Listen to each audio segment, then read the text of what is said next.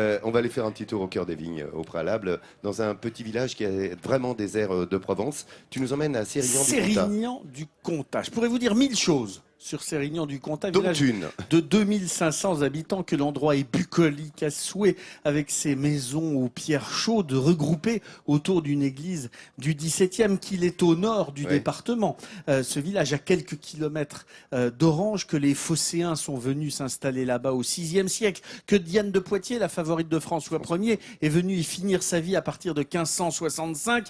Je vous dirais simplement que Sérignan fut, à partir de 1879, la résidence de l'un des esprits les mieux faits, de l'un des passionnés de son temps les plus incroyables, à savoir Jean-Henri Fabre, naturaliste, entomologiste de génie. Il a acheté l'Armas en ruine, il en fit son lieu de recherche.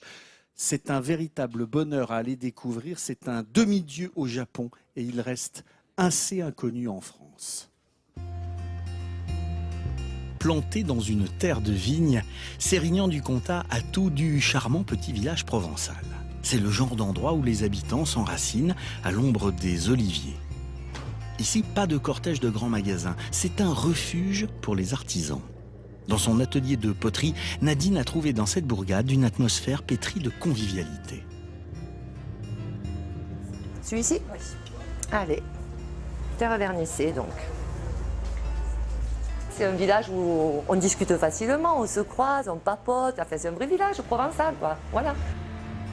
Cette authenticité provençale transparaît dans l'architecture. Une église baroque du XVIIIe siècle, des ruelles pittoresques et un campanile réglé comme une horloge.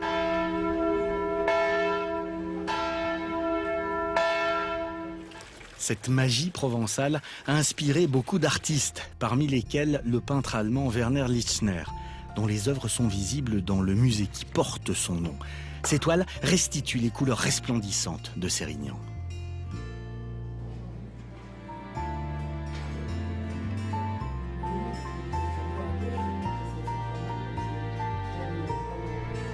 Mais la figure emblématique de Sérignan trône sur la place du village.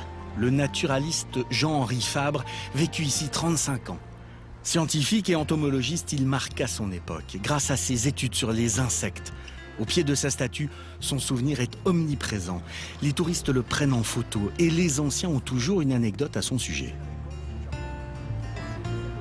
Il a d'ailleurs habité à Orange sur la route de Sérignan, juste avant de venir à Sérignan. Comment il l'appelait dans le village? C'est pas le Fada? Le Fada a fait de Sérignan son laboratoire, car ce village est entouré d'une forêt typiquement méditerranéenne, où le scientifique fit ses plus grandes découvertes. À l'abri du Mistral, ce massif regorge de sentiers botaniques explorés par des amoureux de nature. Émile et Jean côtoient souvent cette végétation. Ils connaissent toutes les espèces. Là, c'est un arbousier. Un arbuste à feuillage persistant et qui sert de nourriture à la chenille d'un très beau papillon qu'on appelle le jason. Sur les traces de Fabre, Émile et Jean partent à la recherche du jason. Le papillon n'est pas très loin. Accroché à un chêne vert, il se protège du vent. Et l'instant est unique. C'est un papillon qui est relativement rare et relativement farouche également. C'est-à-dire que quand il voit un humain notamment ou un animal, eh bien, il est capable de s'envoler très vite et très loin. Donc là, nous avons beaucoup de chance aujourd'hui. Dans cette nature préservée, les découvertes de ce genre deviennent possibles. Nous pouvons découvrir des trésors dans cette forêt. Chaque époque réserve des émergences de floraisons diverses, des animaux également qui vivent dans ce milieu naturel. Et c'est une découverte qui varie d'une saison à l'autre. Au cœur du village, nous retrouvons Émile devant l'Armas, la demeure de Fabre. Elle fait partie du patrimoine de Sérignan. C'est ici, dans son jardin, que le naturaliste se consacre à son rêve de toujours, observer les insectes. Il va même jusqu'à creuser ce bassin pour étudier les libellules.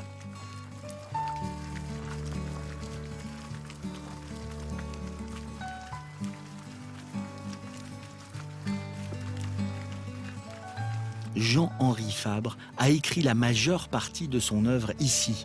Tout le jardin est resté à l'identique.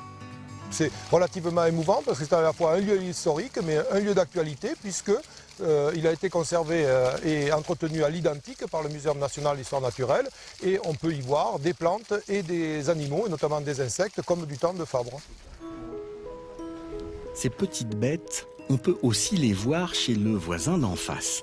En hommage à Jean-Henri Fabre, le Naturoptère est un lieu dédié à l'observation.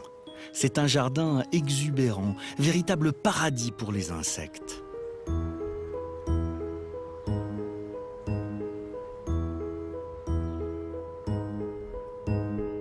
Dans ce jardin poussent des plantes surprenantes qui viennent de tous les continents. Elles sont souvent médicinales, comme la pervenche de Madagascar, dont les molécules sont utilisées pour lutter contre le cancer.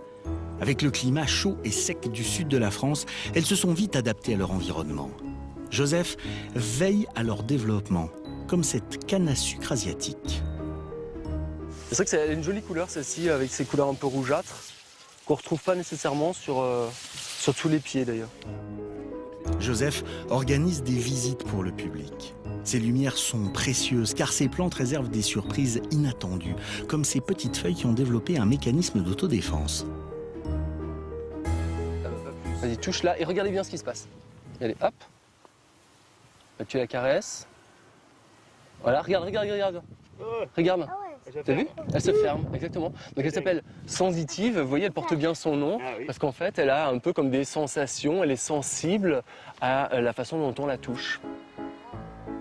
Grâce à ses nombreux travaux, Jean-Henri Fabre a légué à Sérignan-du-Comtat un héritage pour les scientifiques et autres passionnés de nature. Ce village n'est pas qu'une carte postale, il propose un voyage dans ce microcosme des insectes. Exceptionnel, C'est un endroit... Jean-Seb. Non mais ce monsieur est exceptionnel, je comprends. Pourquoi demi-dieu au Japon, on a bien compris le reportage. Mais et quand on va en plus à l'Armas qui veut dire terre en friche en provençal, parce que Jean-Henri Fabre était en plus un grand fait libre, il parlait provençal, c'était un ami de Mistral, c'est quelqu'un d'absolument incroyable, qui a tout inventé sur l'entomologie, il a tout décrit, il a tout dit et il a tout écrit. Il est connu aux États-Unis comme personne, il est étudié dans toutes les universités d'histoire naturelle aux États-Unis et au Japon. Il est méconnu chez nous, enfin pas assez connu, on va dire. Il n'est pas assez connu en France. À noter que l'Armas, la maison de Jean-Henri Fabre, a été rachetée par l'État en 1922 et qu'il est géré par le Muséum d'histoire naturelle de Paris aujourd'hui. C'est dire si c'est un lieu important. Bah écoute, bravo. C'est un joli coup de chapeau. Vous pouvez applaudir. J'espère que vous avez apprécié, vous, à la maison. Une mise en éclairage de l'excellence de Monsieur Fabre.